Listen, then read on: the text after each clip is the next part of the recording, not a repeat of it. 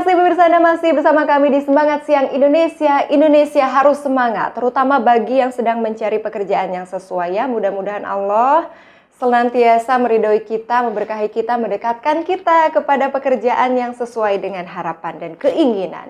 Ini masih menjadi bahasan kita kali ini pemirsa ya, susahnya mencari kerja. Apa sih yang salah? Solusinya apa? Tapi sebelum membahas lebih lanjut, kita saksikan dulu feature yang sedang viral berikut ini yuk.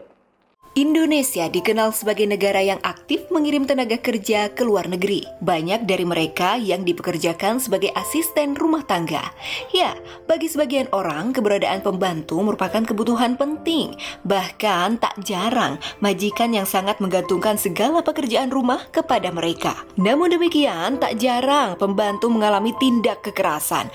Bahkan di antara mereka mengalami cacat hingga kematian karena ulah majikan sendiri. Berita yang mengabarkan penyiksaan terhadap asisten rumah tangga masih sering kita dengar. Baru-baru ini, salah satu akun Instagram yang mengunggah berita tersebut adalah @viral24jam. Pada unggahannya, terlihat seorang pria dan wanita yang diduga pasangan suami istri sedang menyiksa wanita yang diduga adalah asisten rumah tangganya.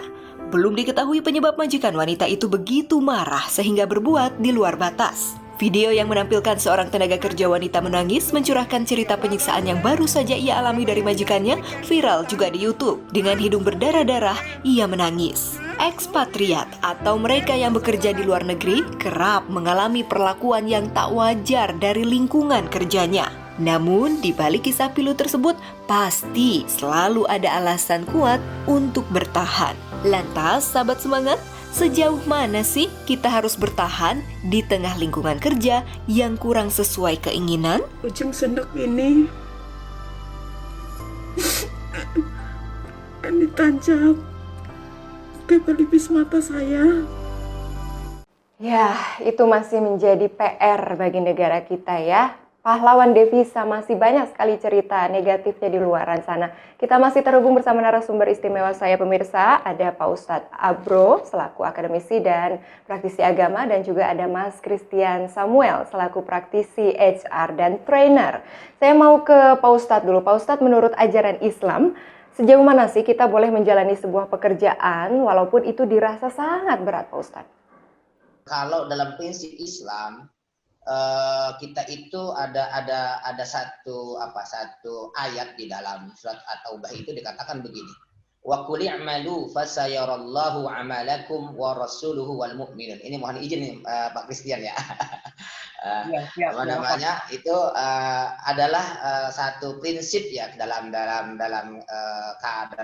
kami dalam orang Islam itu ada prinsip bekerjalah ya. Wa qul i'malu itu adalah beraktivitaslah, berkaryalah.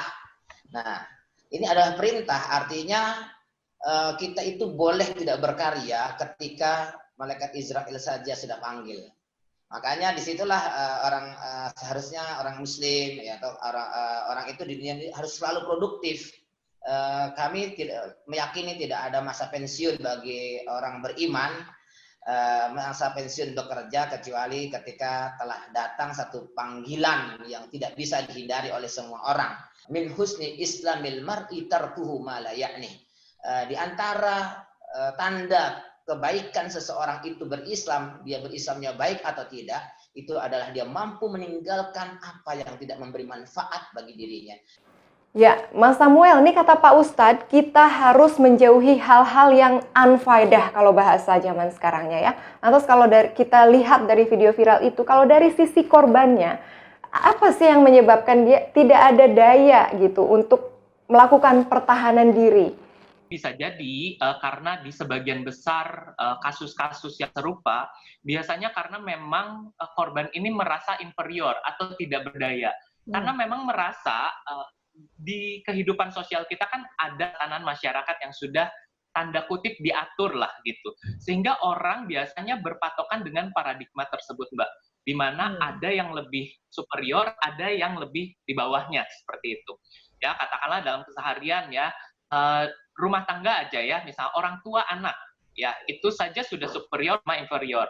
Di kantor, atasan, bawahan, ya. Nah, dalam kasus ini adalah majikan dan kemudian si korban tersebut. Ya, nah jadi perasaan inferior itu karena merasa diri lebih rendah, lebih tidak berdaya, memang tidak punya hak untuk melawan, ya sudah pasrah saja gitu. Terus mungkin ada faktor-faktor lain, entah itu misalnya dia takut kehilangan pekerjaannya. Ya udah, ini sumber penghasilan saya gitu. Ya udah bertahun-tahun, ya udahlah gitu. Atau memang lebih spesifik bisa jadi misalnya mereka mendapat ancaman dari majikannya. Entah misalnya ada dokumen-dokumen penting yang disita oleh majikan dan lain-lain, sehingga mereka pikir, wah kalau saya kabur, saya akan kehilangan sesuatu yang berharga juga buat saya gitu. Jadi terima-terima saja. Dan bisa jadi karena di satu sisi mereka ya kondisinya sendiri, sedangkan mungkin dikeroyok misalnya majikannya berdua, bertiga dan seterusnya gitu. Ya jadi karena tidak berdaya dan memang tidak bisa minta bantuan, ya udah gitu. Ya jadi biasanya kecenderungannya sih seperti itu Mbak Dita. Saya mau ke Pak Ustadz lagi. Pak Ustadz, apakah kedudukan yang namanya majikan atau atasan dalam sebuah pekerjaan itu bisa disamakan dengan kedudukan pemimpin? Sebagaimana selalu kitab suci maupun hadis selalu menyebutkan yang namanya pemimpin itu harus dihormati. Betapa umat Islam ini menghormati yang namanya pemimpin. Batasannya sampai mana sih Pak Ustadz? Kullukum ra'in wa kullukum mas'ulun an ra'iyatihi. Setiap kalian itu pemimpin dan setiap kalian akan dimintai pertanggungjawaban. Kemudian hadis ini dilanjutkan, dikasih beberapa contoh, ya kan? Contoh, misalnya seorang ayah adalah pemimpin bagi keluarganya. Kemudian seorang istri adalah pemimpin di rumahnya ketika suaminya tidak ada. Bahkan contoh yang lain misalnya adalah seorang kalau dalam khadim itu mungkin kalau sekarang ya mungkin dikatakan ART itu ya. ART juga pemimpin untuk menjaga amanah yang ada pada majikannya. Sebenarnya di dalam Islam semua orang itu memiliki kewajiban kepemimpinan, tinggal skup tanggung jawabnya yang kemudian graduate ya, berbeda-beda. Semakin luas manfaat yang bisa diambil atau yang diberikan oleh seorang pemimpin semakin besar, ya kan?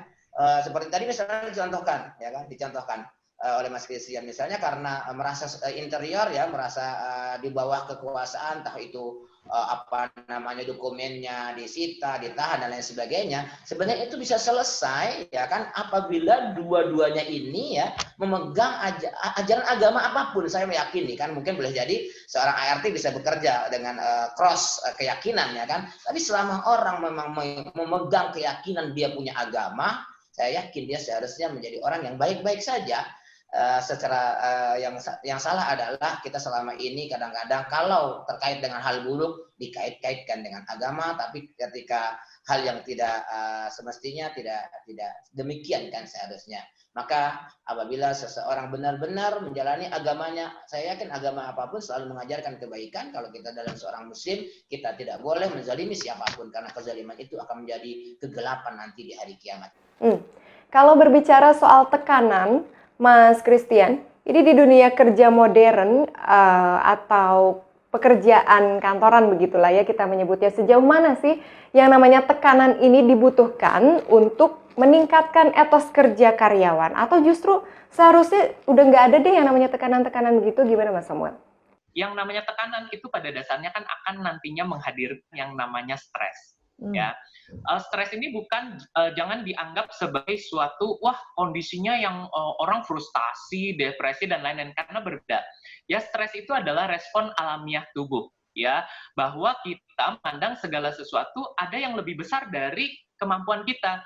Misalnya kita waktu dulu ya entah di bangku sekolah atau di bangku kuliah gitu ya, diminta presentasi aja.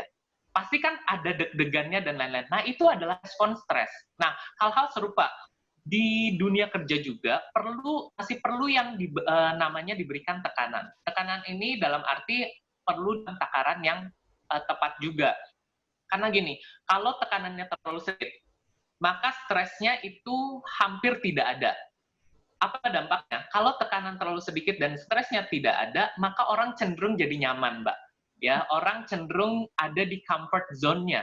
Orang nggak mau berkembang. Orang merasa, begini juga sudah cukup, santai-santai, dan seterusnya. Tapi di satu sisi, kalau tekanannya terlalu tinggi, ya, atau terlalu kuat, stresnya akan berpotensi lebih tinggi juga. Nah, yang ada malah justru karyawan tidak produktif. Malah jadi stres yang nanti mengarah ke frustasi, dan seterusnya. Ya, kinerja menurun. Ya, Pak Ustadz dan Mas Christian, kita akan kembali usai jeda berikutnya. Kita akan berbincang juga dengan satu tamu istimewa saya usai jeda berikut ya. Tetap bersama kami. Semangat Siang Indonesia, Indonesia harus semangat.